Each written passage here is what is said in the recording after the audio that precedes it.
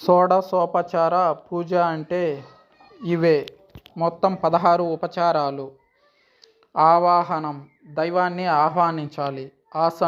ఆసనం చూపించాలి. అక్షంతలు సమర్పిస్తారు ఆసనంలో.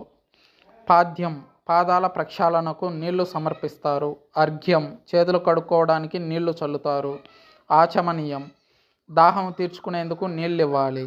స్నానం, అభిషేకం చేయాలి. వస్త్రం, దుస్తులు లేదా అక్షంతలు, పూలు సమర్పించాలి. యజ్ఞోపవీతం లేదా అక్షంతలు సమర్పిస్తారు. గంధంతో అలంకరించాలి. పుష్పం, పూలతో అర్చన చేయాలి. ధూపం, అగరబత్తులు వెలిగించాలి. దీపం, వెలుగుతున్న దీపాన్ని భగవంతుడికి చూపించి నమస్కరించాలి. నైవేద్యం, పండ్లు, పానకం, వంటలు నైవేద్యం పెట్టాలి. తాంబూలం, ఆకు ఒక్క తాంబూలం ఇవ్వాలి. పెద్దవాళ్ళు లేదా వృద్ధులు ముత్తైదువులకు, బ్రాహ్మణులకి ఇవ్వాలి. నమస్కారం, సాష్టాంగ నమస్కారం చేయాలి.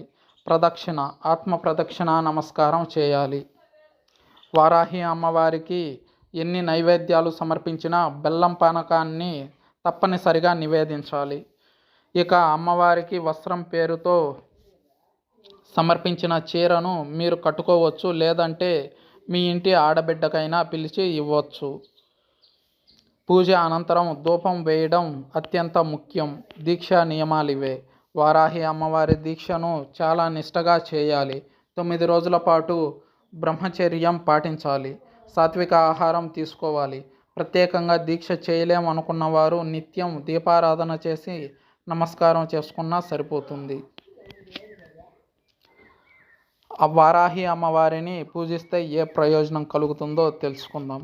లలితాదేవి నుంచి ఉద్భవించిన వారాహిని అమ్మవారిని పూజిస్తే అహంకారం తగ్గుతుంది. కష్టాల్లో ఉన్నవారు, భూ సంబంధిత తగాదాలున్నవారు, కోర్టు కేసుల్లో చిక్కుకున్నవారు వారాహి అమ్మను పూజిస్తే పరిష్కారం దొరుకుతుంది.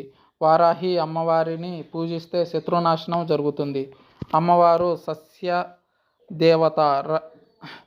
రైతులు పొలంలో వారాహి అమ్మవారి పటం పెట్టి ఈ 9 రోజులు పూజ చేస్తే పంట దిగుబడి బాగుంటుంది.